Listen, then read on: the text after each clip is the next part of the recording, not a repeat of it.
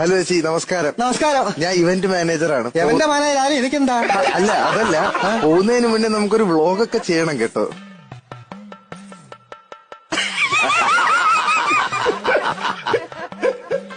ഞാനേ ഇതൊരു കല്യാണമുണ്ടോ? ഞാൻ മറുപടി ഞാൻ തരുന്നില്ല ഇപ്പൊ ഞാന് കേട്ടോ.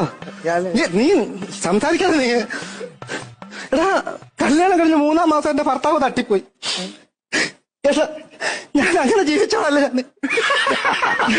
അവനെ എടാ 3 മാസം കഴിഞ്ഞ് ഭർത്താവ് ചത്തുപോയെങ്കിലും ഞാൻ ഇന്ന് വരെ ഒരു കല്യാണം കഴിച്ചിട്ടില്ല. 8 വർഷം കഴിഞ്ഞാണ് എനിക്ക് കുഞ്ഞു പിറക്കുന്നത്. അങ്ങനെ ജീവിക്കാനാണെങ്കില് മിണ്ട ഇത് കഴിയട്ടെ കേട്ടോ. പിന്നെ നിന്റെ പരിപാടിയൊക്കെ കാണുന്നോണ്ട് ഞാൻ നിന്നെ ഒന്നും നിങ്ങൾക്കറിയാവോ, നിങ്ങൾക്ക് ചിലപ്പോൾ മനസ്സിലാക്കി കാണത്തില്ല സാറേ. ഇവിടെ തൊപ്പി ചേരാത്ത കേരളത്തിൽ 2 പേരേ ഉള്ളൂ. ഒന്ന് ശിക്കാരി ശമ്പും പിന്നെ